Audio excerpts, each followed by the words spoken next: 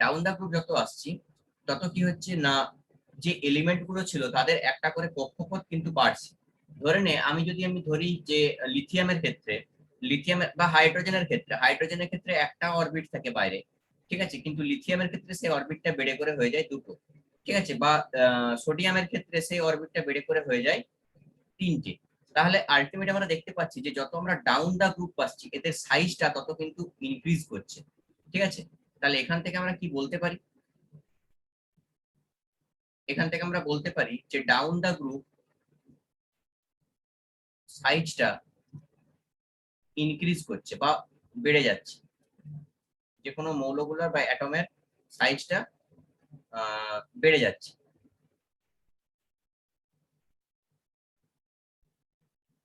এবারে কেন বেড়ে যাচ্ছে না, একটা করে কক্ষপথ বৃদ্ধি পাচ্ছে বাইরে, বাইরে একটা করে অরবিটাল কিন্তু বেড়ে যাচ্ছে। এর কারণটা কি, এর কারণ হচ্ছে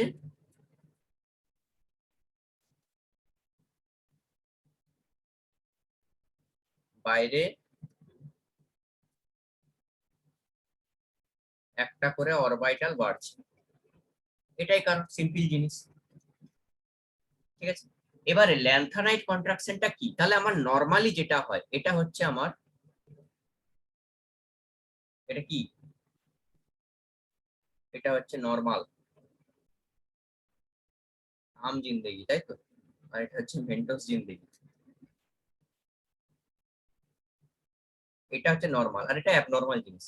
অ্যাবনরমালটা কিসের জন্য, না ল্যান্থানাইট কন্ট্রাকশনটা দেখাচ্ছে কিসের জন্য, দেখ যখন আমার এইভাবে ডাউন দা গ্রুপ আসছে হঠাৎ করে দেখা যাচ্ছে না, এটা দেখা যাচ্ছে কোথায় না এই সব এলিমেন্ট গুলোর ক্ষেত্রে, এই ল্যান্থানাইট গ্রুপটার পরে যারা আছে, ল্যান্থানাইট গ্রুপটা তো এখানে আছে, ল্যান্থানাইট গ্রুপটা আছে এখানে, তো এর পরে যারা আছে তাদের ক্ষেত্রে এই ব্যাপারটা আমার দেখা যাচ্ছে, ঠিক আছে, তাদের ক্ষেত্রে আমার এইটা ব্যাপারটা দেখা যাচ্ছে। দেখ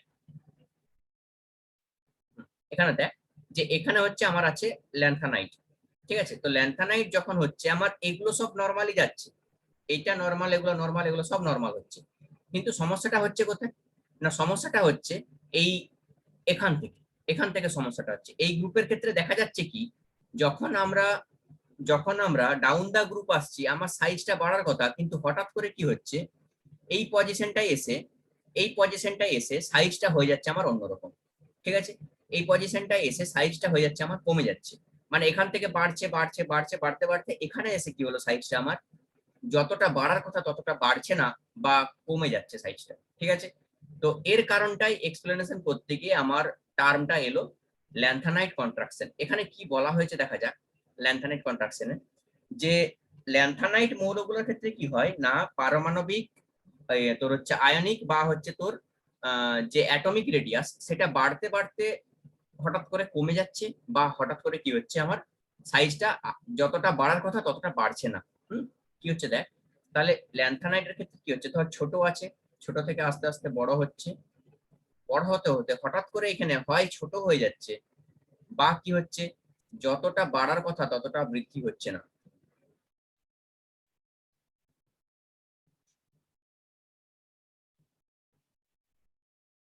যতটা বৃদ্ধি হওয়ার ততটা বৃদ্ধি হচ্ছে না। তো এর ব্যাখ্যা করতে গিয়ে কি বলা হলো, ভালো করে বুঝবি যে আমরা যখন অরবিটাল গুলো শেপ করেছিলাম আকার দেখতে কিরকম হয়, তো আমরা এটা বলেছিলাম যে এস অরবিটাল দেখতে হয় গোলাকার, ঠিক আছে, পি অরবিটাল দেখতে হয় ডাম্বেল শেপ এরকম টাইপের, ঠিক আছে, আর F orbital sorry D orbital দেখতে হয় ডাবল ডাম্বেল শেপ, ঠিক আছে, ডাবল ডাম্বেল শেপ, অনেক রকম শেপ আছে সেগুলো আমি এখন আসছি না। এফ অরবিটাল দেখতে হয় এরকম অনেকগুলো ডাম্বেল একসঙ্গে থাকবে, তিনটে ডাম্বেল বা চারটে ডাম্বেল এইভাবে থাকবে, ঠিক আছে, তো এই ধরনের একটা একটা শেপ হয়, বড় বড় শেপ হয়, এইভাবে শেপ হয়। তো এদের যে শেপটা এটাকে বলা হচ্ছে ডিফিউজড শেপ। যখন আমরা ডি আর এফ এ চলে আসব তখন এই ধরনের শেপকে বলা হয় ডিফিউজড শেপ, মানে বিস্তীর্ণ আকারে ছড়িয়ে থাকে, ডিফিউজড শেপ। ডিফিউজ শেপ তার মানে কি, তার মানে হচ্ছে ধর আমাকে একটা এইটুকু একটা জায়গা দেওয়া হলো শোয়ার জন্য, তাহলে আমি সেখানে কিভাবে শোবো, যতটা কম এরিয়াতে শোয়া যায়, কিন্তু আমাকে একটা এরকম জায়গা দেওয়া হলো শোয়ার জন্য, তাহলে যতটা আমি বেশি এরিয়ায় শোয়া যায় সেরকম ভাবে শোবো, ঠিক আছে, তাহলে ব্যাপারটা হচ্ছে কি না, এই যে শেপটা, ঠিক আছে, এই শেপটাকে বলা হচ্ছে ডিফিউজ শেপ, এই শেপটাকে বলা হচ্ছে ডিফিউজ শেপ। কিন্তু এটাও একটা শেপ, এগুলো ডিফিউজ শেপ নয়। তাহলে ডিফিউজ শেপ মানে যখন বিস্তীর্ণ আকারে ছড়িয়ে থাকবে, চারিদিকে ছড়িয়ে রাখবে।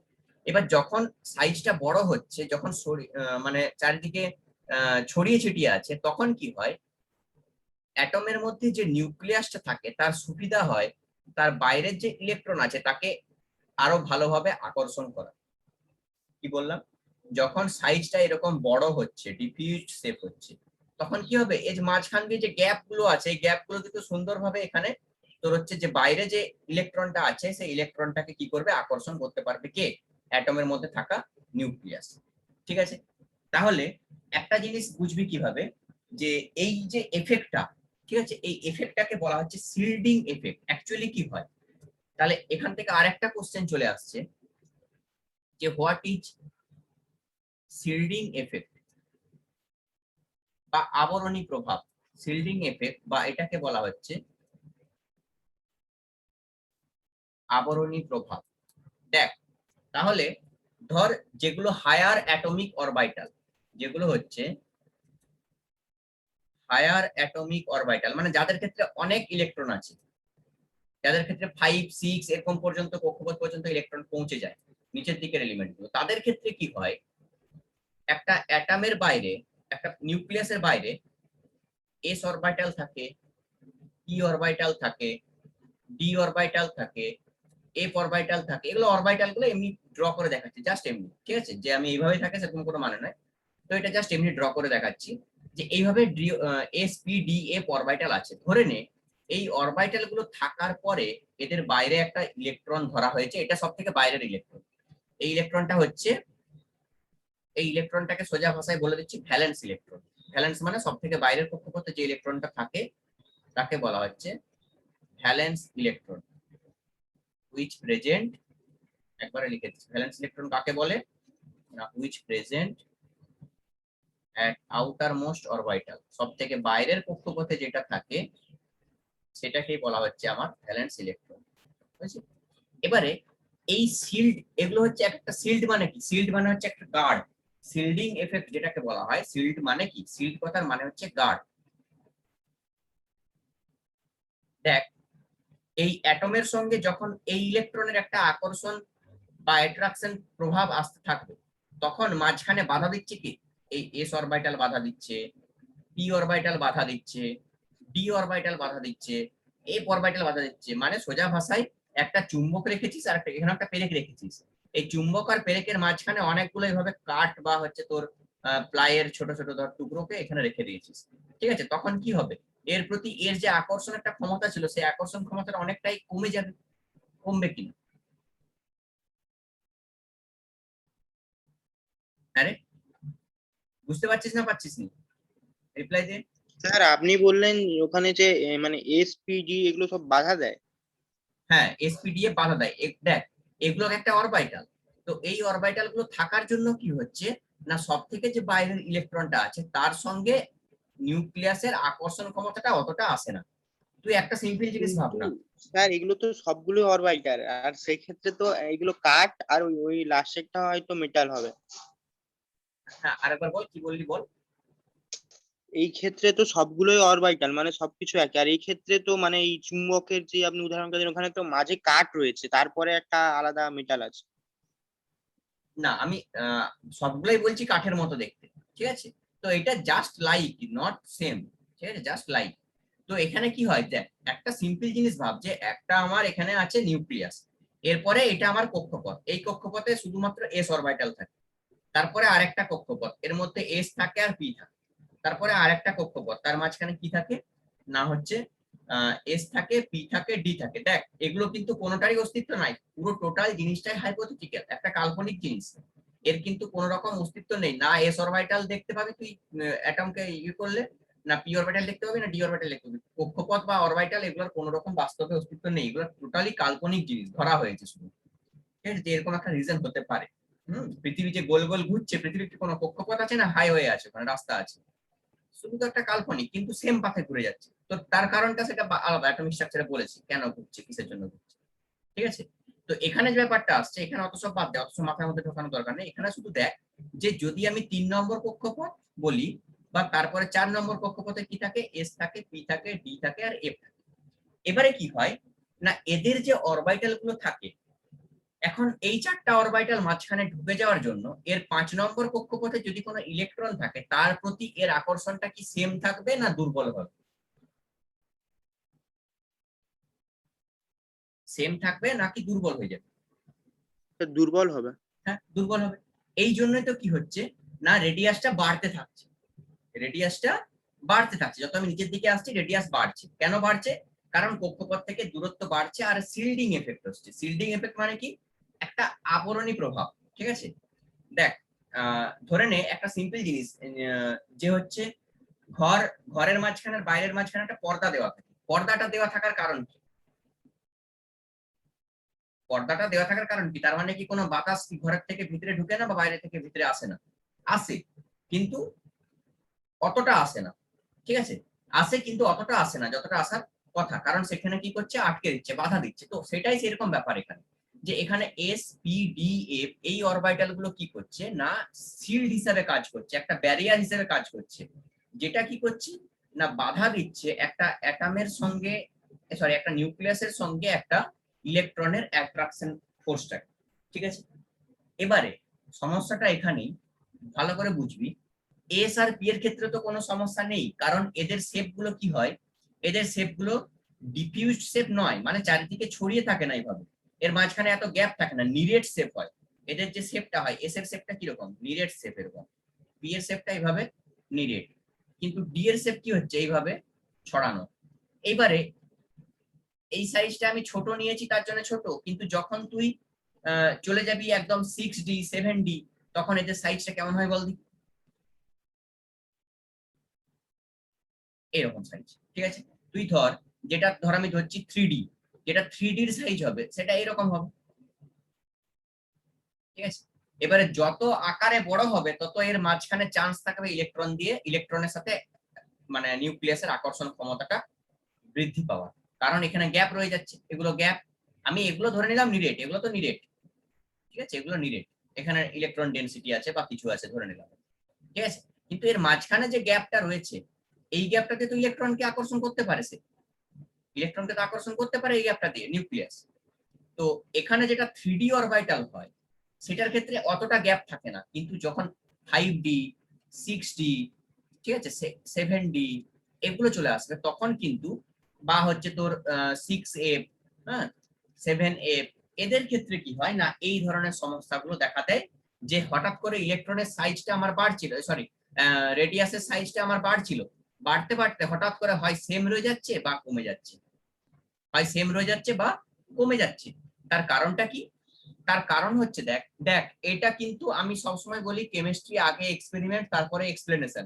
তো এটার এক্সপেরিমেন্ট আগে করা হয়েছে যে রেডিয়াসটা কমে যাচ্ছে, প্রথমে এক্সপেরিমেন্ট কি করা হয়েছে, যে রেডিয়াসটা বাড়ছে, বাড়তে বাড়তে হঠাৎ করে কমে যাচ্ছে, তারপরে এক্সপ্লেনেশন দেওয়া হলো যে কেন কমে যাচ্ছে বা কেন বেড়ে যাচ্ছে, তখন এটা একটা হাইপোথেটিক্যাল জিনিস ধরা হলো, এটা একটা হাইপোথেটিক্যাল জিনিস ধরা হলো, যে এই ব্যাপারে হতে পারে, এই ধরনের হতে পারে।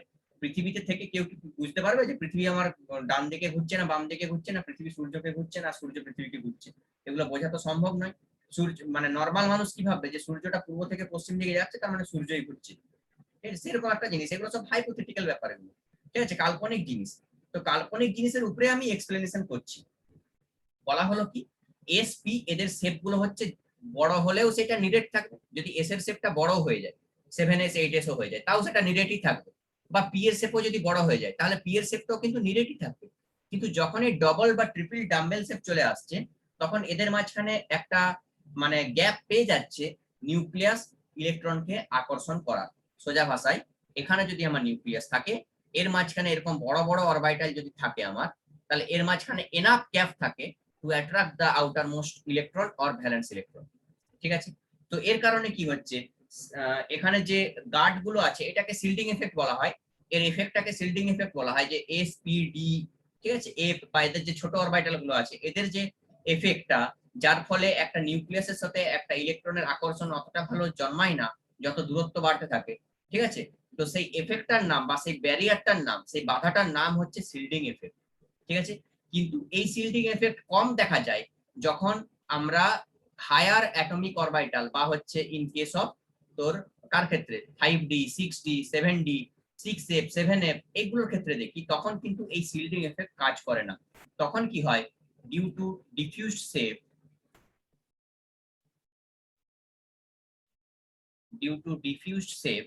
of D and F orbital, এখানে and দিবি, D and F orbital, nucleus can attract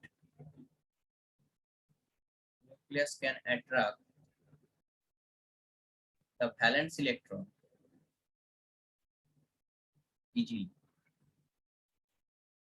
ঠিক আছে, তো এই ডিফিউজ শেপ, বড় বড় শেপ হওয়ার জন্য এগুলো হচ্ছে ইজিলি কি হয় না, নিউক্লিয়াস তার ইলেকট্রনটাকে অ্যাট্রাক্ট করতে পারে। এর কারণে কি হয় না, যখন আমরা ডাউন দা গ্রুপ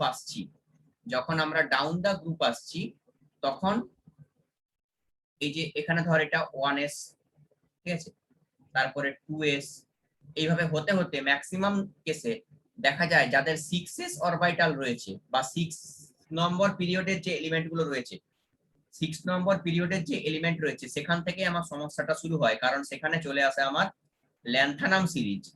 এই ল্যান্থানাম সিরিজের কি হয়, হায়ার অরবিটাল থাকে, মানে বড় বড় এফ অরবিটাল থাকে, বড় বড় ডি অরবিটাল থাকে। তো এটার কারণে কি হয়, যেগুলো 6s সিরিজের থাকে বা 6s যাদের অরবিটাল থাকে বা হচ্ছে তোদের বলা যেতে পারে যে হচ্ছে তোর 6 নম্বর পিরিয়ডের যে এলিমেন্ট গুলো থাকে, তাদের ক্ষেত্রে কি হয় না, ল্যান্থানাম এর পরবর্তী এলিমেন্ট যেগুলো রয়েছে, হফম্যানিয়াম, ঠিক আছে, ট্যান্টালাম, টাংস্টেন, রেহেনিয়াম, তারপর হচ্ছে অসমিয়াম, ইরিডিয়াম, এগুলো হচ্ছে দেখা যাক, এগুলো হচ্ছে আমার ল্যান্থানামের পরবর্তী মৌল। এই যে ল্যান্থানাম এখানে আছে, এর পরবর্তী হফম্যানিয়াম, ট্যান্টালাম, টাংস্টেন, এগুলো হচ্ছে এর পরবর্তী এলিমেন্ট। ঠিক আছে, তো এখানে কি হচ্ছে দেখ, এখানে দেখ, ভালো বুঝতে পারবি, দেখ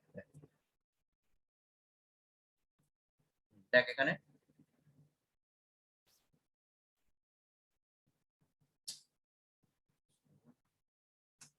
এখানে দেখ হফম্যানিয়ামের ক্ষেত্রে দেখ, এখানে যদি দেখিস ভালো করে জুম করে একটু দেখ যে হফম্যানিয়ামের কত বাইরে ইলেকট্রন গুলো রয়েছে। তো এখানে দেখ 1 নম্বর 2 নম্বর 3 নম্বর 4 নম্বর 5 নম্বর 6 নম্বর অরবিটালে দুটো ইলেকট্রন রয়েছে। তো এই 6 নম্বর অরবিটালে দুটো ইলেকট্রন থাকার জন্য কি হচ্ছে, এর সাইজটা দেখ কত হয়ে যাচ্ছে, 178.49, ঠিক আছে, 178.49। কিন্তু তুই এখানে যদি ডিফারেন্সটা দেখিস,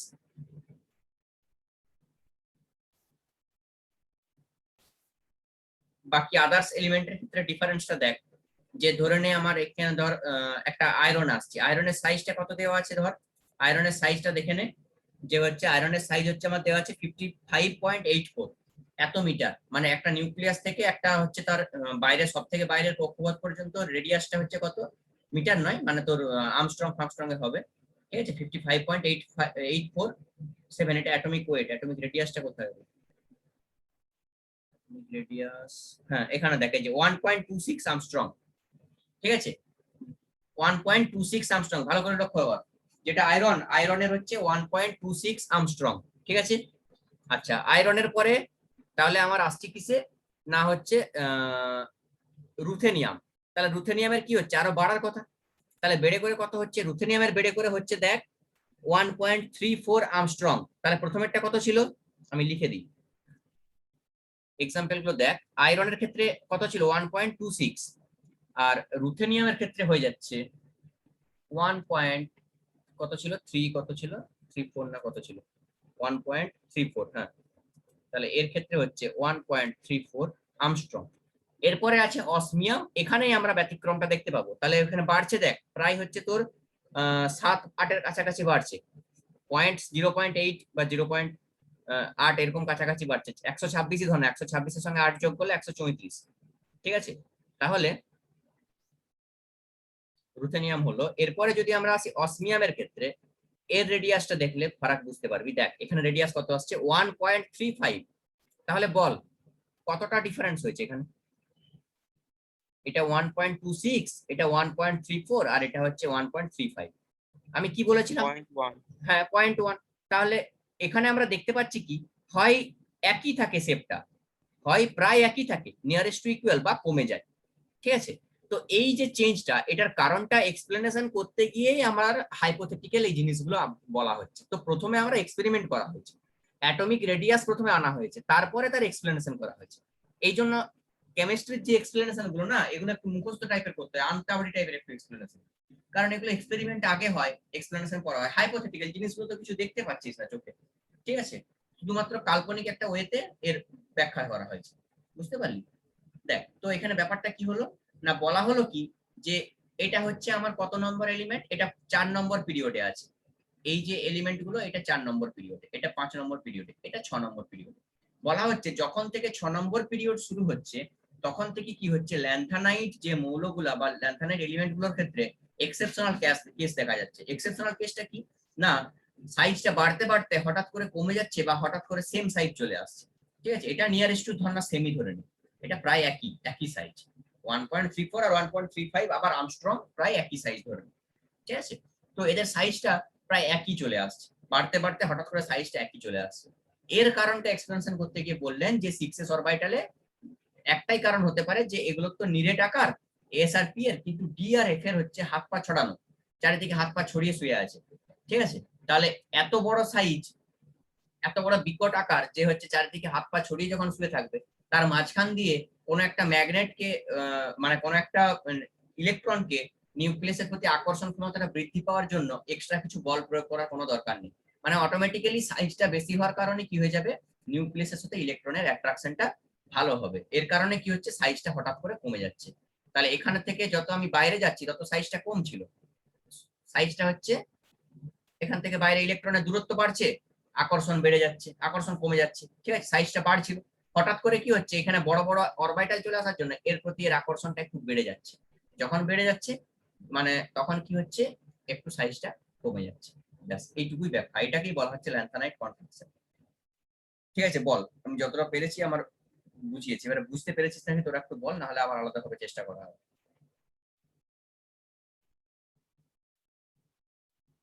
বল রে।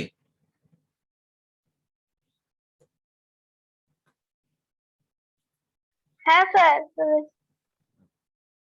ঠিক আছে, তাহলে এটা হচ্ছে আমার ল্যান্থানাইট কন্ট্রাকশন, বা এফ কন্ট্রাকশনও বলা হয়, এফ সংকোচন বা ল্যান্থানাইট সংকোচন। ঠিক আছে, এই টার্মগুলো দিয়ে একে এক্সপ্লেনেশন করা হয়, মনে রাখবেন। তাহলে একে কি কি বলা হতে পারে, একে বলা যেতে পারে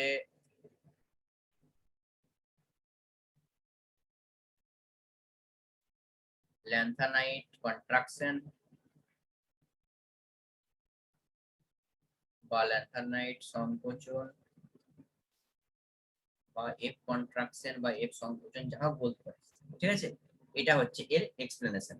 নেক্সট যদি আমরা দেখি, তাহলে এখান পর্যন্ত বোঝা গেছে সবার, আশা করছি। এবারে আসছি ব্যাসার্ধ বা অ্যাটমিক রেডিয়াসের কি ফারাকগুলো আসছে, সেই জিনিসগুলো দেখবো। হ্যাঁ, এবারে আসছি periodicity in properties of the element, next point.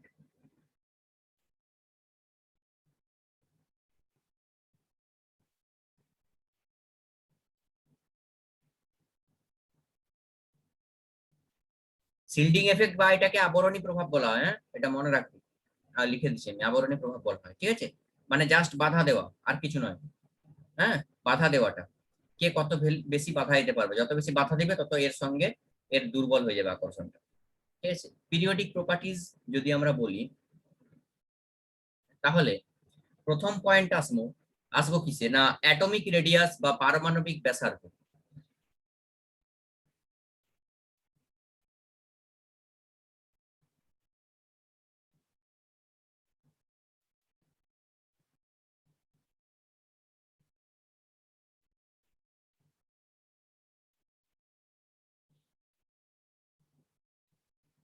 ঠিক আছে, তাহলে এর ক্ষেত্রে আমরা সেম জিনিস বুঝতে, যেটা আগে একটু আগে বললাম, ওই একই ব্যাখ্যা এখানে হবে। ঠিক আছে, কি ব্যাখ্যা হবে না, এখানে কি বলা হয়েছে, যে যদি আমরা অ্যাটমিক রেডিয়াসটা দেখবো, যে আমি ডান দিকে যাচ্ছি নাকি বাম দিকে আসছি। ঠিক আছে, তাহলে একটা তো হয়ে যাচ্ছে আমার পিরিয়ড বরাবর, আর একটা হয়ে যাচ্ছে আমার গ্রুপ বরাবর,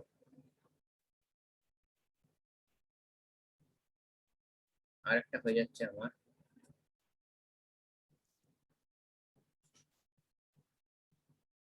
গ্রুপ বরাবর।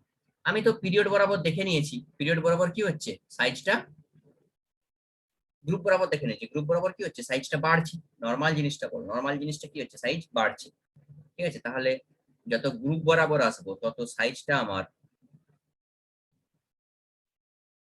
ইনক্রিজ করবে। এক্সেপশনাল কেস কি হয়ে যায়,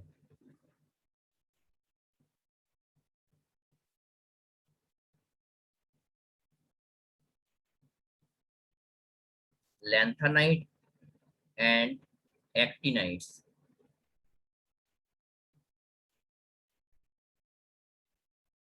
ওটা যেমন ল্যান্থানাইট কন্ট্রাকশন বললাম, আর অ্যাক্টিনাইটের ক্ষেত্রেও একই রকম অ্যাক্টিনাইট কন্ট্রাকশন বলা হয়। মানে ল্যান্থানাম আর অ্যাক্টিনাম দুটো স্টার রয়েছে, তো একটা সিঙ্গেল স্টার একটা ডবল স্টার। এর ক্ষেত্রে যেটা দেখা যাবে, এটা হচ্ছে ল্যান্থানাইট দেখা যাবে, এর ক্ষেত্রে অ্যাক্টিনাইট। এই যে ল্যান্থানামের জন্য ল্যান্থানাইট আর অ্যাক্টিনিয়ামের জন্য অ্যাক্টিনাইট। ঠিক আছে, তাহলে এর ক্ষেত্রে এক্সেপশনাল হচ্ছে ল্যান্থানাইট অর অ্যাক্টিনাইট কন্ট্রাকশন। ঠিক আছে, তো এর কারণে ওখানে কি হয়ে যায় না, শিল্ডিং এফেক্ট বেড়ে যায়, বা হচ্ছে তোর এখানে আরেকটা এক্সপ্লেনেশন আছে 6s অরবিটাল থাকার জন্য বা 6 নম্বর পিরিয়ডের এলিমেন্ট হওয়ার জন্য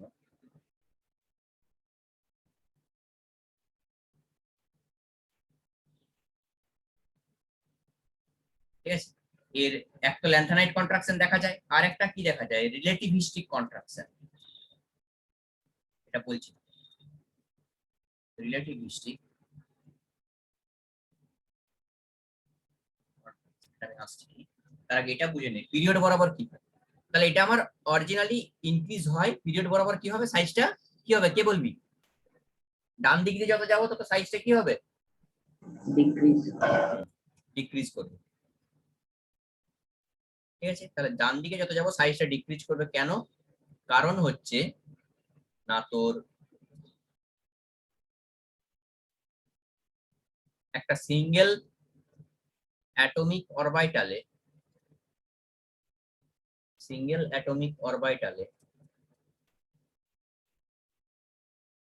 নাম্বার অফ ইলেকট্রন ইনক্রিজ করছে। মানে কি, মানে যদি নিউক্লিয়াস এটা হয়, তার বাইরে একই অরবিটালে শুধু ইলেকট্রন বসে যাচ্ছে, প্রথমে একটা ছিল, তারপরে দুটো হলো, তারপরে তিনটে হলো, মানে আস্তে আস্তে মালা পড়াচ্ছে, আমি চারটা হলো, পাঁচটা হলো, ছটা হলো, সাতটা হলো, আটটা হলো। যখন এরকম বেশি হয়ে যাচ্ছে, আটটা হয়ে যাচ্ছে, তখন এর প্রতি কি হবে আকর্ষণটা বেড়ে যাবে অটোমেটিক। আমি একটা পেরেক দিয়ে যে আকর্ষণটা করবো, যদি গোল গোল করে এরকম 20-25টা পেরেক লিখে দিই, তাহলে সেটা দেখি চারদিক থেকে আকর্ষণটা ভালো হবে, সাইজটা কমতে থাকবে। তাহলে এর যে রেডিয়াসের এই ধরনের ব্যাখ্যা দেখা যায়। এখন আমাকে বুঝতে হবে রিলেটিভিস্টিক কন্ট্রাকশনটা কি। রিলেটিভিস্টিক কন্ট্রাকশন হচ্ছে যে 6s অরবিটালে থাকার কারণে এদের মাসটা অনেক বেশি হয়ে যায়, মাসটা অনেক বেশি হয়ে যায়। কিন্তু যখন ভারী একটা অবজেক্টকে মানে ঘুরতে থাকে, আমি আগে বলেছি যখন একটা ভারী মাসওয়ালা অবজেক্ট ঘুরতে থাকে, তখন তার মাসটা নর্মাল মাসের থেকে কমে যায়, যেটাকে আমি রিলেটিভিস্টিক এফেক্ট বলেছিলাম সেই অ্যাটমিক স্ট্রাকচারে পড়ানোর সময়। মনে কর যে মাসটা অনেক বেশি থাকে, কিন্তু একটা নর্মাল মাসকে ওয়েটকে যদি আমি ঘুরিয়ে ঘুরিয়ে তুলি, তাহলে কি হবে তার মাসটা অনেকটা লুজ হয়ে যায় বা লস করে যায়। ঠিক আছে, তো এটাকে বলা হচ্ছে রিলেটিভিস্টিক কন্ট্রাকশন। মাসটা যখনই লস করে যাবে তখন কি হবে না, তার প্রতি অ্যাট্রাকশনটা আরো তাকে বেড়ে যাচ্ছে। ঠিক আছে, তো এই জন্য এটাকে বলা হচ্ছে রিলেটিভিস্টিক এফেক্ট। রিলেটিভ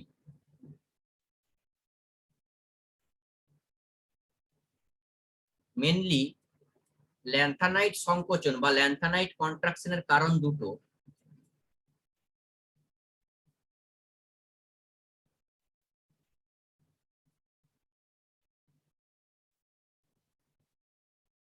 ল্যান্থানাইট কন্ট্রাকশনের কারণ দুটো, এক হচ্ছে উল্টাটা লিখে দিলাম, মানে শিল্ডিং এফেক্ট বা হচ্ছে তোর এই যে সাইজ কমে যাওয়ার কারণ দুটো, একটা হচ্ছে ল্যান্থানাইট কন্ট্রাকশন আর একটা হচ্ছে রিলেটিভিস্টিক এফেক্ট। মেনলি এই দুটো এফেক্টের জন্যই কি হয়, সাইজটা ছোট হয়ে যায়। সাইজ বাড়তে বাড়তে আবার কমতে শুরু করে।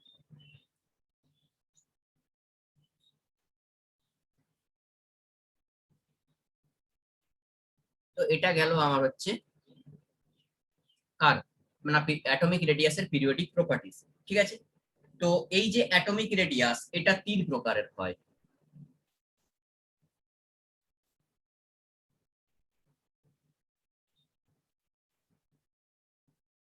অ্যাটমিক রেডিয়াসটা হয় 3 প্রকারের। প্রথমে আমরা আসবো কোভ্যালেন্ট রেডিয়াস।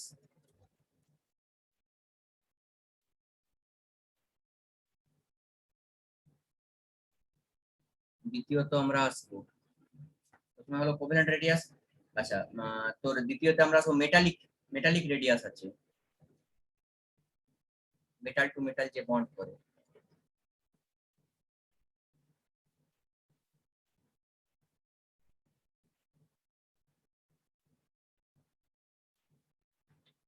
আর 3 নম্বরে যেটা আছে সেটা তোর হচ্ছে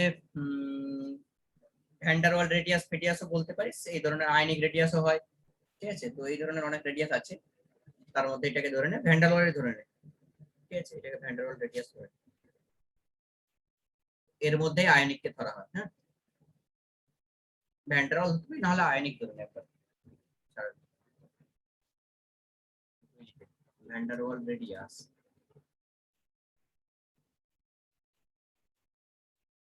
ঠিক আছে, বা এর মধ্যেই পড়বে কি আয়নিক রেডিয়াস। ঠিক আছে, আচ্ছা এবারে তোর এখানে যেটা দেওয়া আছে যে কোভ্যালেন্ট রেডিয়াসটা সম্বন্ধে আমি একটু বলি।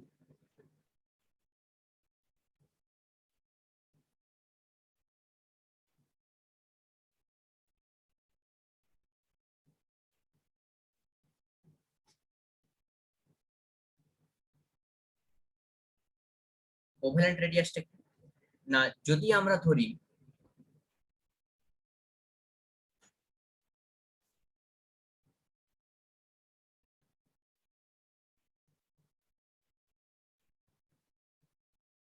এরকম একটা কেস আমরা ধরি, এখানে কি দেখতে পাচ্ছি যে দুটো অ্যাটমের মধ্যে নিউক্লিয়াস হচ্ছে এটা, আর এর নিউক্লিয়াস হচ্ছে এটা, মিডল পয়েন্ট। ঠিক আছে, তাহলে সমযোজী ব্যাসার্ধ বা যেটাকে আমরা আর দ্বারা ডিনোট করছি কোভ্যালেন্ট রেডিয়াস, বা এটাকে বাংলায় কি বলে, সমযোজী ব্যাসার্ধ।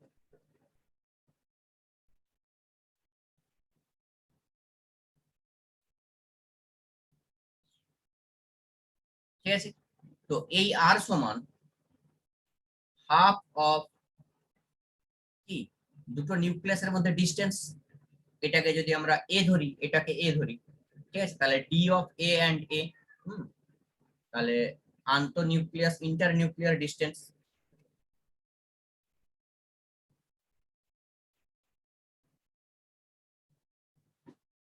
বা আন্তঃনিউক্লিয় দূরত্ব ডিস্টেন্স, বা যেটাকে আমরা ডি এ এ বলছি। ঠিক আছে, তার মানে সিম্পল জিনিস, যদি আমার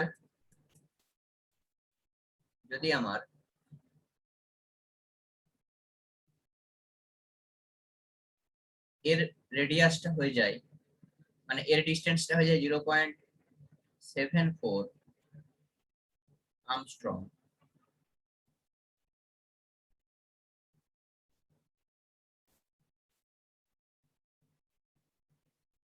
তাহলে এর মধ্যে যে রেডিয়াসটা হবে এটাই হচ্ছে আমার রেডিয়াস, এই ডিস্টেন্সটা। এইটার সঙ্গে এই ডিস্টেন্সটা কত হয়ে যাবে না 0. এটার হাফ হয়ে যাবে, তার মানে 0. কত হচ্ছে 2 3 6 7 1 0.37 এর কাছাকাছি, 0.37।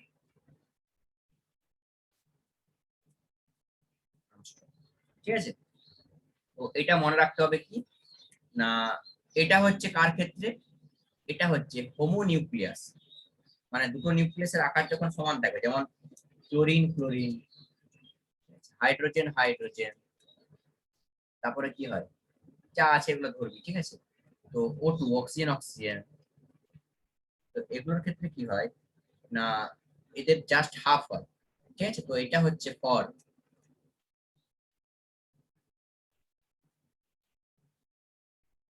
হোমোনিউক্লিয়াস, হোমো মানে সেম।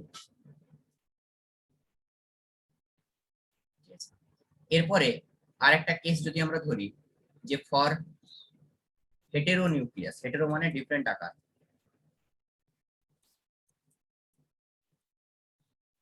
হেটেরোনিউক্লিয়াসের ক্ষেত্রে কি হয় না হেটেরোনিউক্লিয়াসের ক্ষেত্রে এই যে এ আর বি, মানে এটা যদি এটা তো এ আছে এ আছে, তাই তো আমি এ এ ধরেছি, মানে এটা যদি এ হয় এটাও এ হবে, সেম এলিমেন্ট, ঠিক আছে? তো এখানে কেসটা কি চলে আসবে, একটা এ এর মধ্যে হলে আর একটা বি এর মধ্যে হবে, দুটো ডিফারেন্ট এলিমেন্ট হবে। তো এখানে কি হয় না এ আর বি এর মধ্যে যে ডিসটেন্সটা, তখন তোকে D of A and B equals to R of A plus R of B, মানে এই এ এর হচ্ছে রেডিয়াস আর বি এর রেডিয়াস, দুটো রেডিয়াসকে যোগ করতে হবে, যোগ করে যেটা পাবো সেটা হচ্ছে আমার distance between A and B হবে, ঠিক আছে? মানে তোর হচ্ছে কি হয়, এটা কেন হয়, কারণ দুটো ডিফারেন্ট এলিমেন্ট আর দুটোর মধ্যে ইলেকট্রোনেগেটিভিটি যদি ডিফারেন্স থাকে, ঠিক আছে, ডিফারেন্স থাকে, তাহলে কি হবে না এই ডিএবিটা আর এ আর আর বি এর চেয়ে ছোট হয়ে যাবে, ঠিক আছে? মানে কি বলতে চাইছি দেখ, যদি আমার এখানে এটা এ এটা বি, ঠিক আছে, এভাবে বন্ড করা আছে, তাহলে D of A B equals to R of A plus R of B, এটা আমার ফর্মুলা। তুই এভাবে ধরতে পারিস যে D of hydrogen chloride HCl, যদি এটা H হয় এটা Cl হয়, তাহলে কি হবে radius of H plus radius of Cl। Radius of হাইড্রোজেনের রেডিয়াস কত 0.37 আর্মস্ট্রং, যেটা আমি করলাম এর আগে, এটা হাইড্রোজেনের ক্ষেত্রে করেছি, ঠিক আছে, হাইড্রোজেনের ক্ষেত্রে। আর ক্লোরিনের ক্ষেত্রে রেডিয়াসটা কত, ক্লোরিনের ক্ষেত্রে হচ্ছে 0.99 আর্মস্ট্রং, তাহলে এর যোগ করলে যা উত্তর বেরোবে সেটাই, ঠিক আছে? কিন্তু যদি এর একটা ইলেকট্রোনেগেটিভিটি আছে, বি এর একটা ইলেকট্রোনেগেটিভিটি আছে, ইলেকট্রোনেগেটিভিটি মানে ইলেকট্রনকে অ্যাট্রাক্ট করার ক্ষমতা, ইলেকট্রোনেগেটিভিটি মানে কি তড়িৎ ঋণাত্মকতা, পড়েছিস তোরা আগে 10 ক্লাসে পড়েছিস, বাংলা বোর্ডে বেশি পড়েছিস।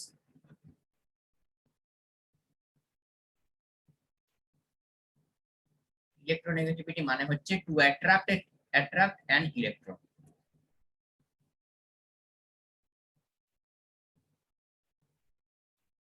to attract an electron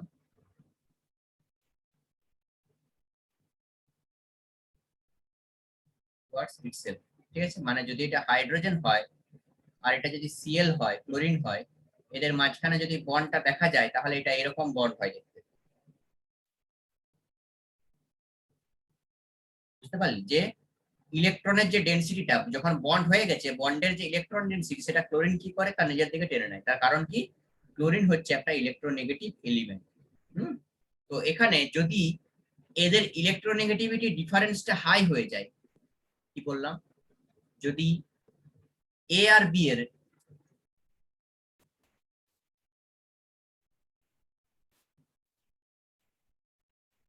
electronegativity ডিফারেন্সটা হাই হয়ে যায়, তখন কি হয়, মানে সোজা ভাষায় যেটাকে ইলেকট্রোনেগেটিভিটিকে কাই দ্বারা ডিনোট করা হয়, এই সাইনটার নাম হচ্ছে কাই, এক্স নয়, এটা Greek letter chi, chi A minus chi B, মানে electronegativity of A minus electronegativity of B, এটা যদি বেশি হয়ে যায়, এটা যদি হাই হয়ে যায়, তবে এই যে ডিএবি মানে distance between A and B, এটা ছোট হয়ে যাবে radius of A plus radius of B এর চেয়ে, ঠিক আছে? মানে এটা যোগ করলে আর পাবো না, যদি এদের মধ্যে ইলেকট্রন ডিফারেন্সটা অনেক থাকে, এখানে ধর ক্লোরিন আছে, এখানে ধর একটা কার্বন কার্বন কিছু একটা দিয়ে রয়েছে, মানে যেটা একটা খুব ইলেকট্রোপজিটিভ আর একটা খুব ইলেকট্রোনেগেটিভ, তাহলে তাদের মধ্যে যে ডিফারেন্সটা কি হবে, ইলেকট্রোনেগেটিভিটি ডিফারেন্সটা অনেকটা বেশি হয়ে যাবে, মানে ইলেকট্রন অ্যাট্রাক্ট করার ক্ষমতা, একজন ইলেকট্রন ধরে রাখতে চাইছে, একজন ইলেকট্রন ছেড়ে দিতে চাইছে, ঠিক আছে? তো দুজন দু রকমের অ্যাট্রাক্টর হয়ে গেলে তাদের মধ্যে কি হবে, বন্ড ডিসটেন্সটা কমে যাবে রেডিয়াসের চেয়ে, ঠিক আছে? দেখ না তোরা একটা জিনিস সিম্পল ভাবে ধর যে এখানে এমন একটা কিছু এলিমেন্ট দেওয়া হলো যেটা হচ্ছে আমার কি না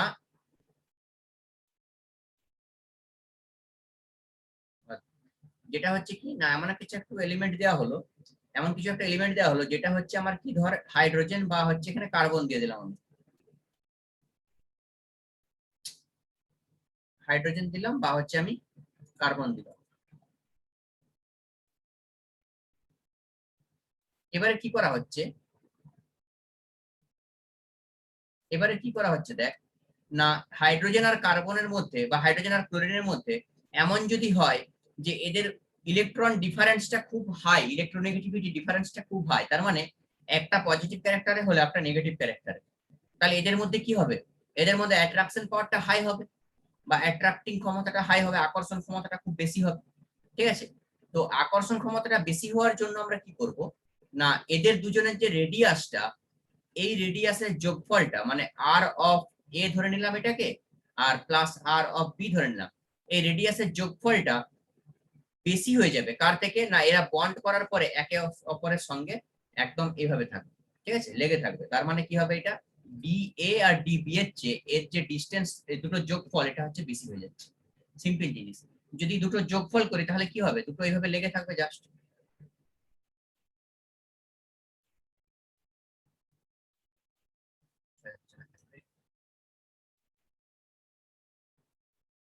এটা জাস্ট এভাবে লেগে থাকবে, ঠিক আছে, জাস্ট টাচ হয়ে থাকবে।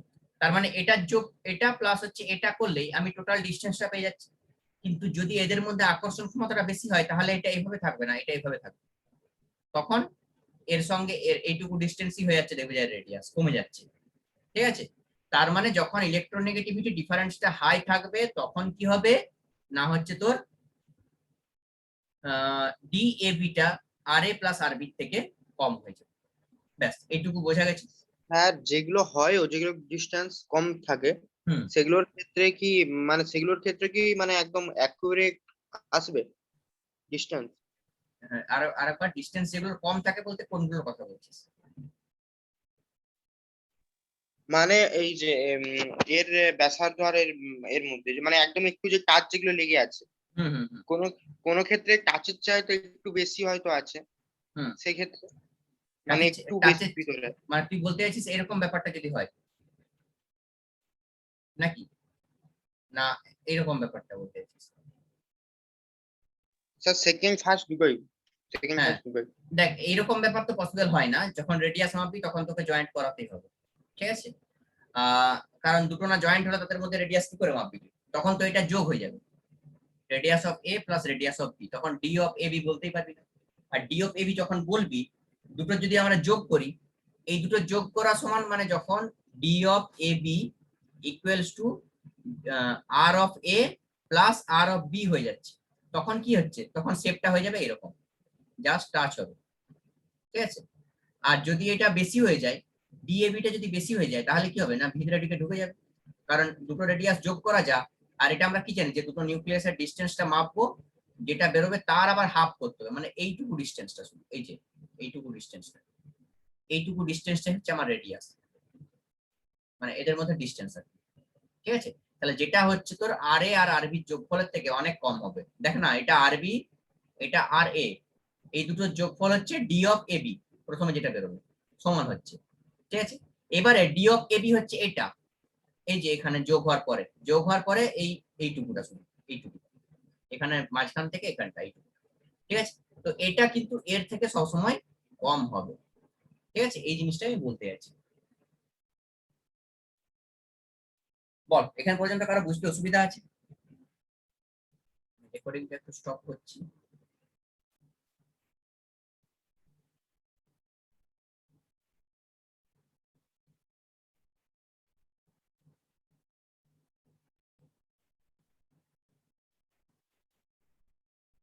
শিল্ডিং ইফেক্ট বলছি কি না, a valence electron in a multi-electron atom is attracted by the nucleus and repelled by the electron of the inner shell. দেখ কি বলা হয়েছে না, একটা ভ্যালেন্স ইলেকট্রন সবসময় কি হবে না নিউক্লিয়াসের দ্বারা অ্যাট্রাক্টেড তো হবে। একটা ভ্যালেন্স ইলেকট্রন, এটা ধর একটা বাইরের ইলেকট্রন, এটা হচ্ছে নিউক্লিয়াস, এই ভ্যালেন্স ইলেকট্রন এই নিউক্লিয়াসের দ্বারা তো অ্যাট্রাক্টেড হবে, কিন্তু এর ভিতরে যে ইলেকট্রন গুলো রয়েছে এদের দ্বারা কিন্তু রিপেল হবে, এদের দ্বারা রিপেল হবে। কেন হবে? কারণ সেম চার্জ কি করে, সেম চার্জ একে অপরকে রিপেল করে। ঠিক আছে, তাহলে এখানে লেখার দরকার নেই, দেখ আমি যখন পরে তুলে নিবি এটা।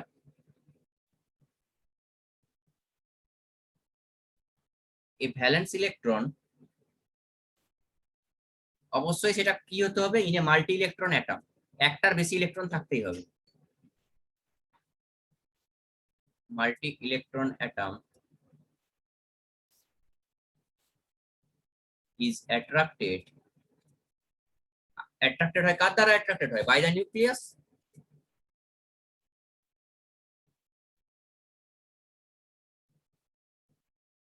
By the nucleus and repel, বিকর্ষণ করে কার দ্বারা?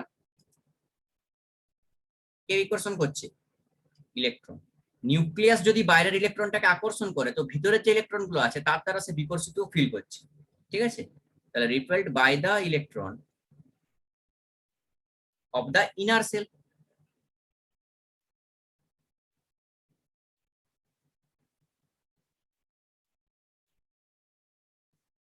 ঠিক আছে, এবারে এই যে কম্বাইন্ড এফেক্টটা আছে অ্যাট্রাকটিভ এন্ড রিপালসিভ ফোর্স, এটা কি হয়, যেটা কি হয় না একটা নিউক্লিয়াসের সঙ্গে ইলেকট্রনের যে আকর্ষণটা ফিল হওয়ার কথা সেটা বাস্তবে ফিল হয় না।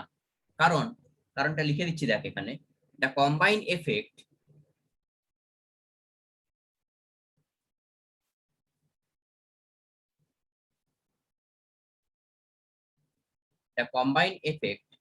of this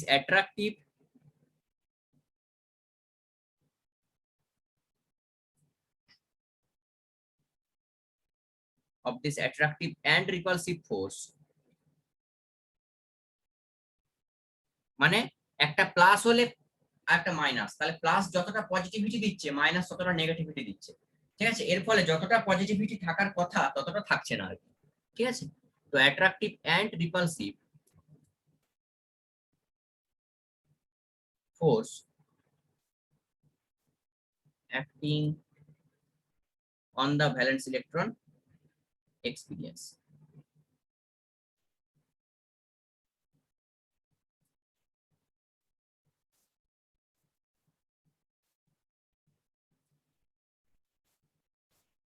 ঠিক আছে,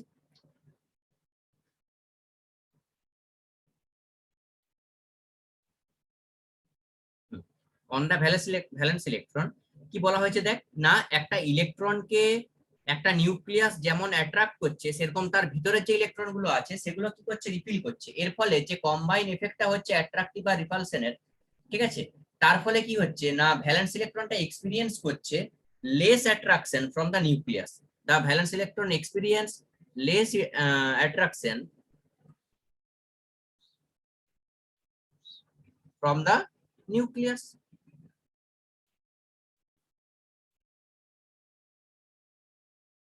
ঠিক আছে, ফ্রম দা নিউক্লিয়াস। এর ফলে কি হচ্ছে, যে ইনার সেলটা রয়েছে সেটা শিল্ড হিসাবে কাজ করছে। ঠিক আছে, যেটা আমি আগে বলে দিয়েছি। তাহলে the inner sell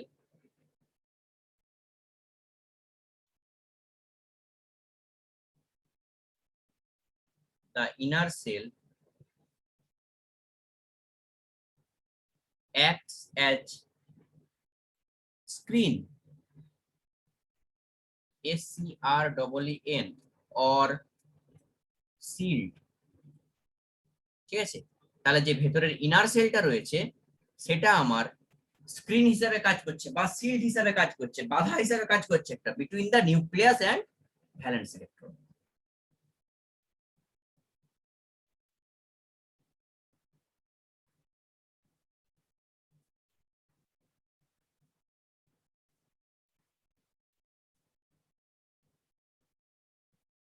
between the nucleus and valence electron, বোঝা গেছে? এইবারে এখান থেকে আমার একটা কোশ্চেন আসছে, আমি এটা লিখেছি তার কারণ আছে। তো ব্যাপারটা তোরা তো বুঝতে পেরে গেছিলিস আগে যে শিল্ডিং ইফেক্টটা কি না, বাধা দিচ্ছে মাঝখানে, সোজা ভাষায় বাধা দিচ্ছে পর্দা। ঠিক আছে, তো এইবারে এখানে আমার একটা টপিক উঠে আসছে যেটাকে বলা হচ্ছে স্ক্রিনিং কনস্ট্যান্ট বা শিল্ডিং কনস্ট্যান্ট। ঠিক আছে, তাহলে এখান থেকে আমাকে লিখতে হবে কি, ভালো করে বুঝ, তোর the amount of nuclear charge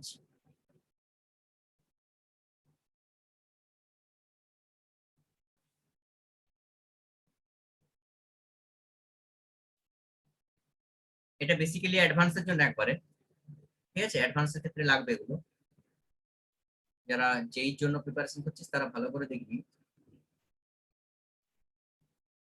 সিলেবাসে নেই। The amount of nuclear charge reduced by the inner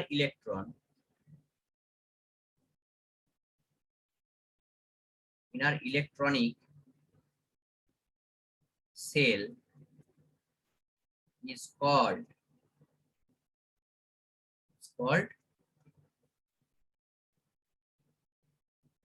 screening constant.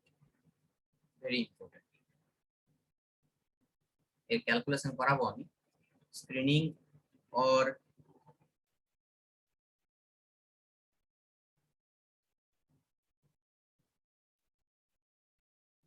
Shielding constant. কি বললাম না, যখন একটা ইলেকট্রন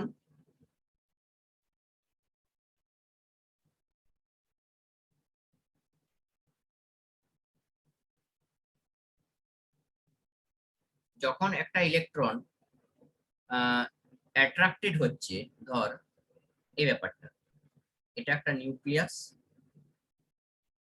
এই নিউক্লিয়াসটা কি করছে, তার বাইরের যে ইলেকট্রনটাকে অ্যাট্রাক্ট করছে ঠিকই, কিন্তু সেই বাইরের ইলেকট্রনটা রিপালসিভ ফোর্সও মানে ফিল করছে, কার জন্য, তার ভিতরে যে ইলেকট্রন গুলো আছে তাদের জন্য। ঠিক আছে, তাহলে এর সঙ্গে এর তো অ্যাট্রাকশন, কিন্তু এর সঙ্গে এদের আবার হচ্ছে রিপালশন। ঠিক আছে, তো এই কম্বাইন এফেক্টের কারণে কি হয়, এই কম্বাইন এফেক্টের কারণে কি হয় না, এই নিউক্লিয়াসটার সাথে এই ইলেকট্রনের যতটা পরিমাণ অ্যাট্রাকশন হওয়ার কথা ততটা না হয়ে অ্যাট্রাকশনটা ডিক্রিজ করে যায়, কমে যায়। ঠিক আছে, এই নিউক্লিয়াসের সাথে ইলেকট্রনের যতটা অ্যাট্রাকশন হওয়ার কথা ততটা না হয়ে ডিক্রিজ করে যাচ্ছে। এবারে যে পরিমাণ নিউক্লিয়ার চার্জটা এখানে ডিক্রিজ করে যাচ্ছে, ঠিক আছে, the amount of nuclear charge reduced by the inner electronic shell, এই ইনার ইলেকট্রনিক সেলগুলোর কারণে এই যে নিউক্লিয়ার চার্জটা যখন এর কাছে যখন আসছে যতটা পরিমাণ কমে যাচ্ছে সেই কমাটাকে বলা হচ্ছে কি না শিল্ডিং কনস্ট্যান্ট বা স্ক্রিনিং কনস্ট্যান্ট। কি বললাম, এর একটা চার্জ আছে, যে চার্জটা ফিল করছে, নিউক্লিয়াসের যে চার্জটা আছে সেই চার্জটা ইলেকট্রন ফিল করছে। এবারে যতটা বাস্তবে ধর 10 টাকা তার কাছে তাকে দেওয়ার কথা, কিন্তু যখন মাঝখানে সরকারের কাছ থেকে একটা সাধারণ পাবলিকের 10 টাকা ধর পাওয়ার কথা, সেখানে যখন মাঝখানে যখন এই এমপি এমএলএ চলে আসছে, তখন এই টাকাটা যখন এখান থেকে আসছে সেটা কমে কমে কমে কমে 1 টাকা এসে দাঁড়াচ্ছে সাধারণ মানুষের কাছে। ঠিক আছে, তাহলে সেই ব্যাপারটা এখানে হচ্ছে, মানে এর কাছে ফিল করার কথা 10 টাকা, কিন্তু এ ফিল করছে 1 টাকা। তাহলে বাকি যে 9 টাকা পড়ে গেছে, 9 টাকা যে এরা এরা কেটে নিচ্ছে এমপি এমএলএ মাঝখানে যারা রয়েছে। ঠিক আছে, তো এই যে কনস্ট্যান্টটা এটাকেই বলা হচ্ছে শিল্ডিং কনস্ট্যান্ট বা স্ক্রিনিং কনস্ট্যান্ট। ঠিক আছে, the amount of nuclear charge যেটা ফিল করার কথা একটা ইলেকট্রনের, সেটা রিডিউসড বাই, সেটা কমে যায় কার দ্বারা, ইনার ইলেকট্রনিক সেল, এই যে মাঝখানে যে ইলেকট্রনিক সেলগুলো রয়েছে এর দ্বারা কমে যায়। ঠিক আছে, and known as screening constant or shielding constant, যতটা কমে যাচ্ছে সেটাকে বলা হচ্ছে shielding constant বা screening constant। তাহলে 9 কে বলা হচ্ছে এখানে কি screening constant বা shielding constant। বল বোঝা গেছে নাকি বল, এগুলো কি হলো,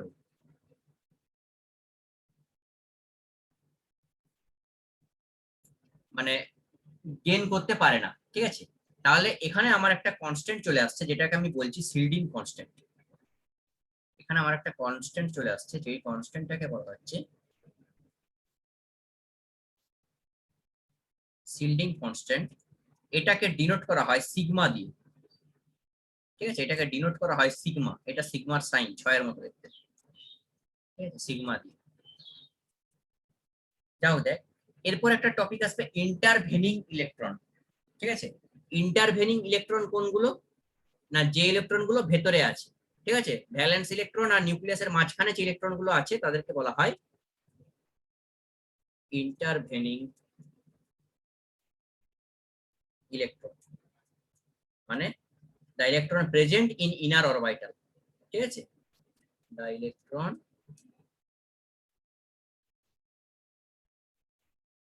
present in inner orbital, হয়েছে।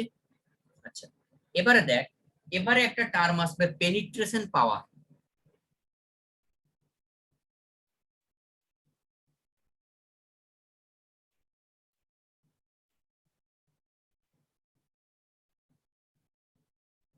পেনিট্রেশন মানে কি বলতে পারবি, পেনিট্রেট,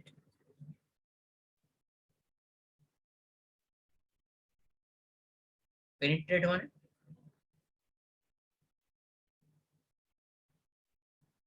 হুম,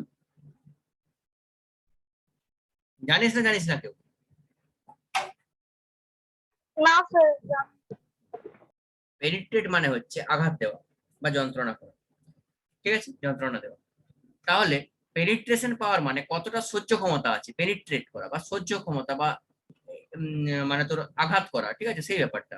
তাহলে পেনিট্রেশন পাওয়ার মানে কি, না the ability of an orbital to attract the electron.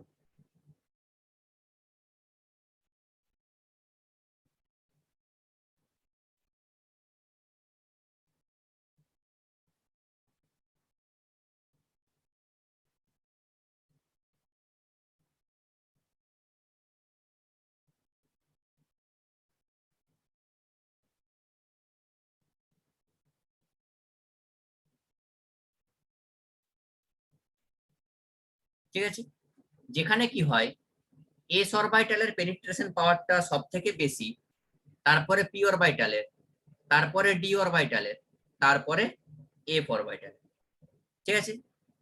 তার মানে কি বোঝাচ্ছে এখান থেকে, না এস অরবিটালের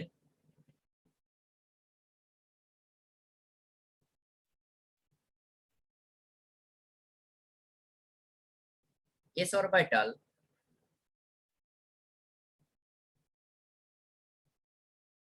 নিউক্লিয়াসের কাছে থাকার জন্য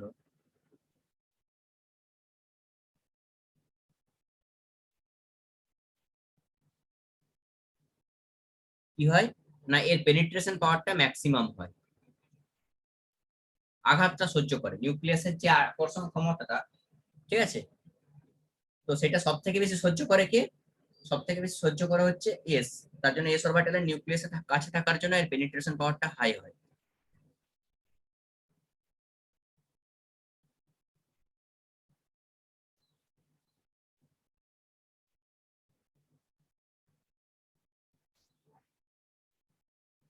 আর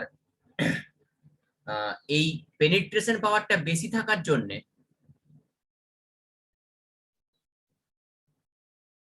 পেনিট্রেশন পাওয়ারটা বেশি থাকার জন্য কি হয়, না এস অরবিটাল থেকে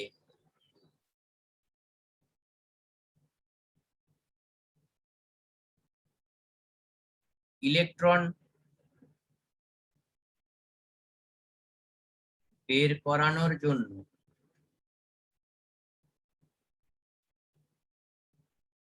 শক্তিটাও বেশি লাগে।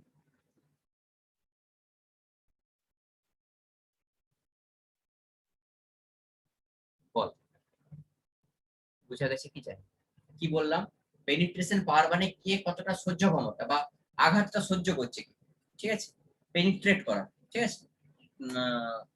তো এখানে সব থেকে বেশি পেনিট্রেশন পাওয়ারটা কার বেশি হয়, এস এর, কারণ এস হচ্ছে নিউক্লিয়াসের কাছে থাকে, তো নিউক্লিয়াসের যে আকর্ষণটা সব থেকে বেশি সহ্য করে কে, এস, ঠিক আছে। এবারে এই পেনিট্রেশন পাওয়ারটা বেশি থাকার জন্য কি হয়, না এস অরবিটাল থেকে একটা ইলেকট্রন যখন তুই বের করতে চাইবি তখন বেশি এনার্জি লাগবে, কিন্তু সেই তুলনামূলক এফ অরবিটাল থেকে একটা ইলেকট্রন বের করানোর জন্য অতটা এনার্জি প্রয়োগ করতে হয় না, ঠিক আছে। এইবারে আসবো এফেক্টিভ নিউক্লিয়ার চার্জ। এগুলো কিন্তু সিলেবাসের মানে তোদের বোর্ডের সিলেবাসের জন্য এত কিছু দরকার নেই। পেনিট্রেশন পাওয়ারটা জানতে হবে, ঠিক আছে, শিল্ডিং এফেক্ট জানতে হবে, শিল্ডিং কনস্ট্যান্ট নেই। হ্যাঁ, তো এটা যেই জন্য পড়ানো হচ্ছে, একবারে আর কি আলাদা আলাদা হবে, একবারে সব হয়ে যাবে।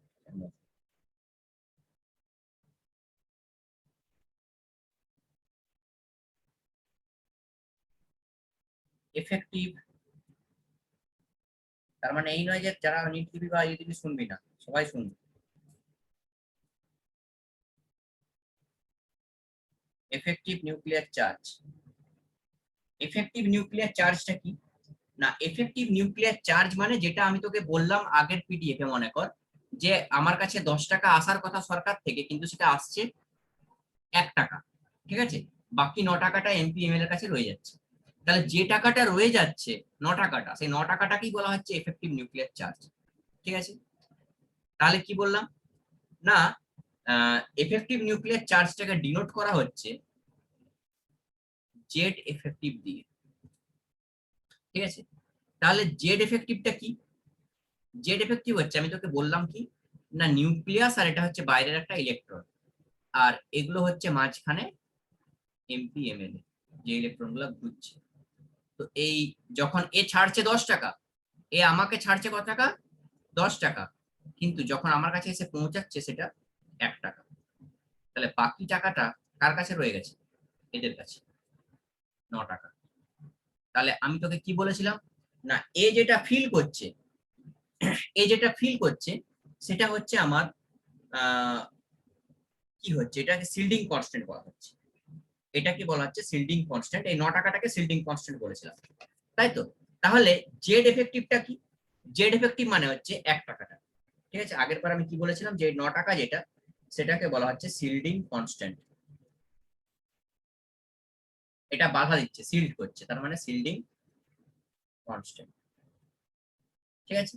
আর যেটা 1 টাকা সেটাকেই বলা হচ্ছে এফেক্টিভ নিউক্লিয়ার চার্জ বা জেড এফেক্টিভ, মানে আমি কতটা পাচ্ছি, মানে আমি কতটা পাচ্ছি, ঠিক আছে।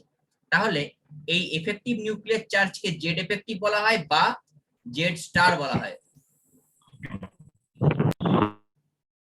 এটাকে জেড স্টার বা জেড এফেক্টিভ বলা হয়। এই জেড স্টার সমান আমরা লিখতে পারি যে জেডটা আমার কাছে আসার কথা, আর এটা হচ্ছে আমার কি, এটা হচ্ছে আমার জেড, ঠিক আছে। এই চার্জটা সে ছাড়ছে, এই চার্জটা আমি পাচ্ছি, এটা হচ্ছে আমার মাঝখানে আটকে দিচ্ছে।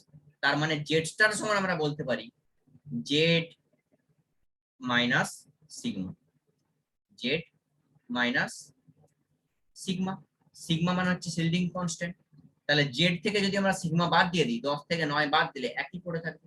তাহলে এটা হচ্ছে আমার ফর্মুলা, ঠিক আছে। এখানে মনে রাখবি রেডিয়াসটা কি হয়, তখনই বাড়বে যখন জেড এফেক্টিভের মানটা কমে যাবে। জেড এফেক্টিভ কমলে রেডিয়াস বাড়বে, ঠিক আছে। মানে আমি কি হচ্ছে তোর এটা বাড়লে এটা কমবে, ব্যস্তানুপাতিক সম্পর্ক, ঠিক আছে, বা হচ্ছে তোর রেসিপ্রোকাল হচ্ছে, হ্যাঁ, ইনভার্সলি প্রপোর্শনাল। তো এটা কি হচ্ছে দেখ না, যদি এটা বেড়ে যায়, জেড এফেক্টিভের মানটা বেড়ে যায়, ঠিক আছে, যদি আমি 1 টাকার জায়গায় 2 টাকা পাই, তাহলে কি হবে, রেডিয়াসের মানটা কমে যাবে। মানে কি হবে, এখানে আমার চার্জটা বেশি হয়ে যাচ্ছে, 1 এর জায়গায় 2 টাকা পাচ্ছি, ঠিক আছে, বা 2 এর জায়গায় 1 এর জায়গায় 4 টাকা পাচ্ছি।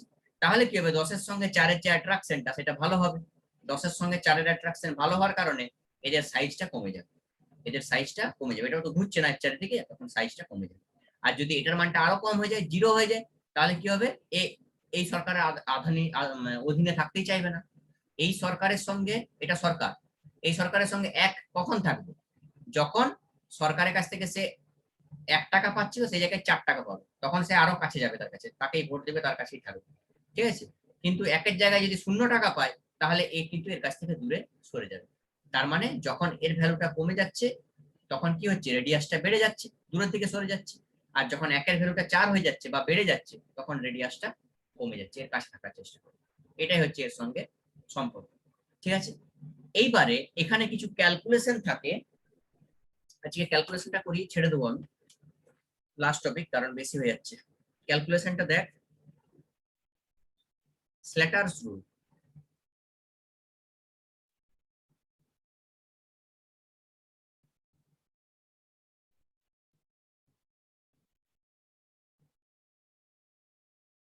স্ল্যাটার্স রুলটা কি? না, স্ল্যাটার্স রুল হচ্ছে এই যে তোর হচ্ছে সিগমা যেটা বের করালাম, সিগমাটা কি? সিগমা হচ্ছে এই যে শিল্ডিং কনস্ট্যান্ট, মাঝখানে কত টাকা ফেসে যাচ্ছে এমপিএমএল এর কাছে, ঠিক আছে? তাহলে সেটাই হচ্ছে সিগমা। এবারে কত টাকা ফাঁসছে সেটা ক্যালকুলেশন করতে হবে, ঠিক আছে?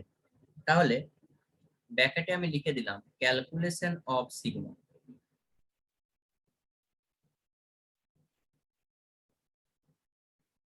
Calculation of sigma. তো এক্ষেত্রে আমার দুটো নিয়ম থাকবে। প্রথম নিয়মটা কি?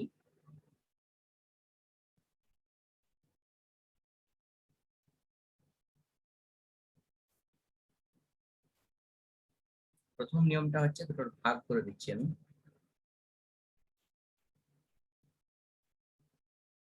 প্রথমে হচ্ছে আমি বললাম for S and P orbital, এখানে আমি লিখলাম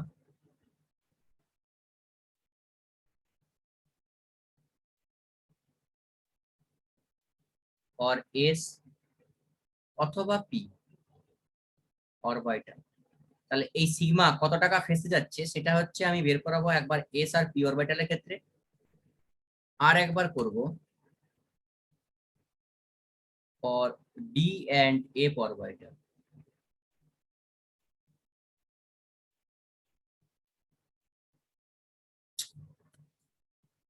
for D and F orbital হয়েছে। যদি আমি এস অ্যান্ড পি অরবিটালের ক্ষেত্রে রুলসটা দেখি, তাহলে রুলস হচ্ছে যদি আমার নিউক্লিয়াস এটা হয় আর নিউক্লিয়াসের সব থেকে বাইরের কক্ষপথে ইলেকট্রন এটা হয়, এর মাঝখানে ইলেকট্রন অনেক থাকতে পারে, সেটা আমার কথা নয়, ঠিক আছে? তো আমার বাইরেরটা দরকার। তো বাইরের যদি আমার এটা এন ধরা হয়, বাইরের ইলেকট্রনটাকে আমি কি ধরছি? এন ধরছি। তাহলে ফর্মুলাটা হয়ে যাবে N into 0.35 plus n minus 1 into 0.85 plus others যটা ইলেকট্রন পড়ে থাকবে, আদার্স যটা ইলেকট্রন পড়ে থাকবে সেটাকে আমি তার সঙ্গে 1 গুণ করব, ঠিক আছে? তার সঙ্গে আমি 1 গুণ করব, হয়েছে? এবারে এইখানে একটা ব্যতিক্রম আছে, এটা আমি আগে করাবো তারপরে ব্যতিক্রম দেখাবো। এবারে দেখ ব্যতিক্রমটা হচ্ছে কি, এন মানে হচ্ছে ভ্যালেন্স সেলের ইলেকট্রন। এন মানে কি? ভ্যালেন্স সেল বা সব থেকে বাইরের কক্ষপথে কটা ইলেকট্রন আছে। কিন্তু যখন আমাকে কাউন্ট করতে বলবে ইলেকট্রনটা, তখন কাউন্ট করার সময় একটা ইলেকট্রন বাদ দিয়ে সবসময় কাউন্ট করবে, ঠিক আছে? তাহলে এক্সেপশনটা কি এখানে আমি লিখে দিই। এক্সেপশন বলে কিছু নয়, মানে জাস্ট একটা থিওরি, এক্সেপশন আলাদা আছে একটা বলছি, আগে এটা দেখে নে। তাহলে এন সমান কি না ভ্যালেন্স সেলের ইলেকট্রন, এন সমান হচ্ছে ভ্যালেন্স সেলের ইলেকট্রন, কিন্তু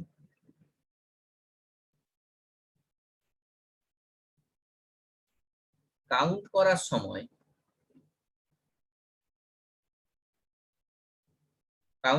সময় একটা ইলেকট্রন বাদ দিয়ে ধরতে হবে সবসময়,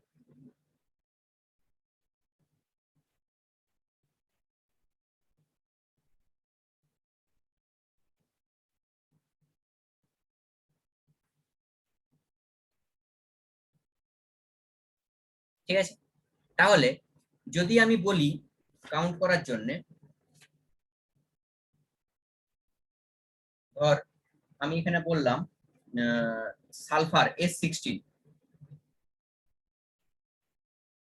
আমি তোকে বললাম। আচ্ছা, আরেকটা জিনিস লিখে দিই যে n-1টা কি। n-1টা হচ্ছে ভ্যালেন্স সেলের আগের সেল,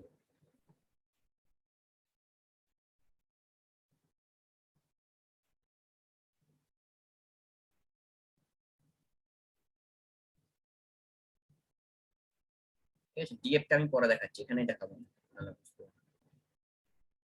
তাহলে এটা হচ্ছে ভ্যালেন্স সেলের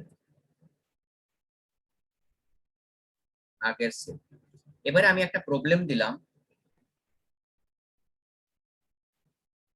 প্রবলেমটা হচ্ছে তোর, আমি বললাম যে S16 মানে সালফারে কটা ইলেকট্রন আছে, 16টা ইলেকট্রন আছে, মেনশন করে দিয়েছে 16টা ইলেকট্রন আছে।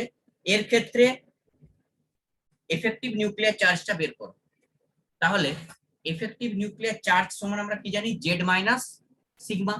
এফেক্টিভ মানে কতটা আমি পাচ্ছি, তাহলে কতটা পাচ্ছি কি করে পাবো, কতটা সরকার ছেড়েছে আর কতটা হচ্ছে এমপিএমএল এ পকেটে ঢুকেছে, তাহলে সেটা মাইনাস করলে আমরা হচ্ছে পাবো কতটা আমরা পাচ্ছি। তাহলে যেটা জেড এফেক্টিভ সেটা হচ্ছে জেড থেকে সিগমাটা বাদ দিতে হবে।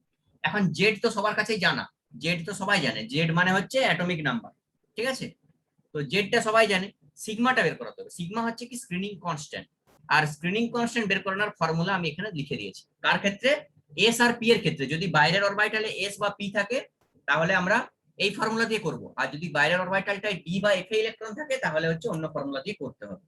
তাই এখানে S16 এর ক্ষেত্রে বের করানোর সময় আমরা কি দেখব,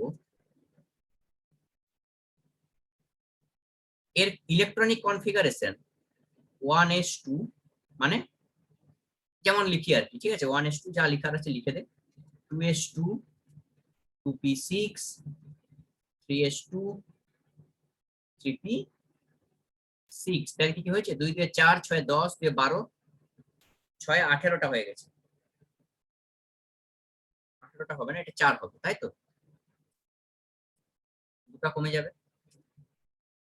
এটা বোঝা গেছে তো সবার, এই জায়গাটা, এই জায়গাটা বোঝা গেছে ইলেকট্রনিক কনফিগারেশন কি করে ভাঙলাম। আরে হ্যাঁ স্যার। এবারে এটাকে আমি এক জায়গায় করে লিখবো, যে 1s মানে এক একটা কক্ষপথ ধরে লিখবো। 1 নম্বর কক্ষপথে ইলেকট্রন আছে দুটো, 2 নম্বর কক্ষপথের মধ্যে ইলেকট্রন আছে 2s আর 2p, 2 নম্বর কক্ষপথের মধ্যে ইলেকট্রন আছে 2s আর 2p, তাদের বাইরে মোট ইলেকট্রন আছে 8টা। 3 নম্বর কক্ষপথে মোট ইলেকট্রন আছে 3s আর 3p, মানে মোট ইলেকট্রন আছে 4 2 6টা। এবারে আমার এর ফর্মুলায় ফেল, ফর্মুলায় তাহলে সিগমা সমান কত হবে, তাহলে সিগমা সমান হবে না n ইন্টু 0.35, তাহলে n কত, n কত, 16 6, হ্যাঁ 6, কিন্তু n সমান 6 ধরা চলবে না, 5 ধরতে হবে। কেন, কারণ একটা বাদ দিতে হবে। হ্যাঁ একটা কেন বাদ দেবো, কারণ একজন তো ফিল করছে না, যে ফিল করছে তাকে ধরবো না, কোনো না কোনো ইলেকট্রন তো একটা ফিল করছে এভাবে, তাই তো, তাহলে যে ইলেকট্রনটা ফিল করছে তার ক্ষেত্রে আমি ধরবো না, তাহলে বাকি 5টার ক্ষেত্রে ধরবো। তাহলে 5 গুণিত 0.35 প্লাস তার আগের অরবিটালে কটা আছে, n-1 মানে তার আগের কক্ষপথ, তাহলে 3 নম্বর কক্ষপথে 5টা ইলেকট্রন, 2 নম্বর কক্ষপথে 8টা ইলেকট্রন, তাহলে 8 ইন্টু 0.85, এর সঙ্গে 85 গুণ করতে হবে, গুণটা সবসময় একই হবে 0.35 তারপরে 0.85, বাকি যা আছে এখানে যদি তোর আরো অনেক অরবিটাল থাকতো সবার যোগ করে কটা ইলেকট্রন আছে, দুটাই আছে পড়ে, আর যদি অনেকগুলো থাকতো তাহলে তারা যোগ করে দিতি, বাকি যা পড়ে আছে সবকে একসঙ্গে লিখে দিয়ে 2 ইন্টু 1, ঠিক আছে। এবার যোগ কর, যোগ করলে বেরোবে দেখবি 10.55, ঠিক আছে, ক্যালকুলেশন করলে বেরোবে 10.55। তারপরে এটা হয়ে গেল আমার কত টাকা এমপিএমএল এ পকেটে ঢোকাচ্ছে। তাহলে সরকার ছেড়েছিল কত টাকা, 16 টাকা, কারণ সালফারের জেড সমান কত, জেড সমান 16, তাহলে জেড স্টার সমান কত টাকা আমরা পাচ্ছি না, 16 থেকে বাদ দেবো কত টাকা পকেটে ঢোকাচ্ছে, 10.55, ঠিক আছে। তাহলে এটা হচ্ছে আমার কত বেরোবে দেখ, 5.45, এটা হচ্ছে আমার অ্যান্সার। বল বোঝা গেছে,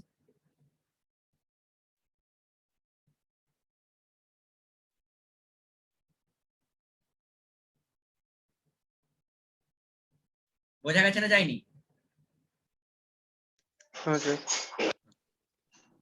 আচ্ছা এবারে একটা জিনিস যেটা মনে রাখতে হবে, এগুলো তো কোনো কিছু ব্যতিক্রম গেল, এখানে ব্যতিক্রম কি যেটা শর্ট করে পাবি না, চাপ নেই, তো ব্যতিক্রম হচ্ছে এক্সেপশন। এক্সেপশনটা কি না, যদি কোথাও দেওয়া থাকে 1s ইলেকট্রন, তাহলে ফর 1s ইলেকট্রন এই 0.35 এর জায়গায় আমাকে এটা 0.30 কনসিডার করতে হবে, ঠিক আছে, ইনটু n, যদি 1s ইলেকট্রন থাকে। আর না থাকে কোনো ব্যাপার নয়, দাঁড়া আমি তোকে অঙ্ক দিচ্ছি তোদেরকে, একটু বস, বস মানে আমি অঙ্কটা বের করে দেবো।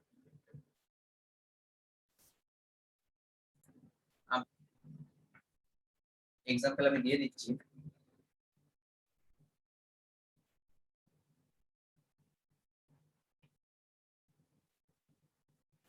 সিলেক্ট করবি বাড়ির কাজ,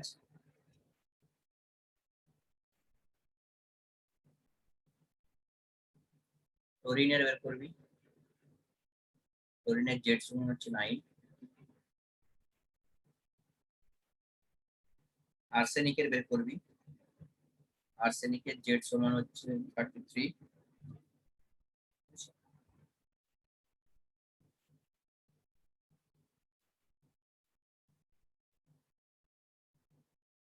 ক্লোরিন মাইনাসের বের করবি, আর কিছু করবো না আমি, এরকম।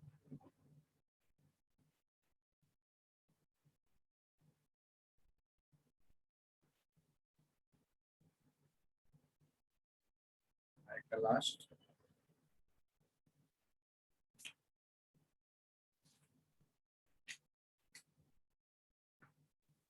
এটা করবি তো হচ্ছে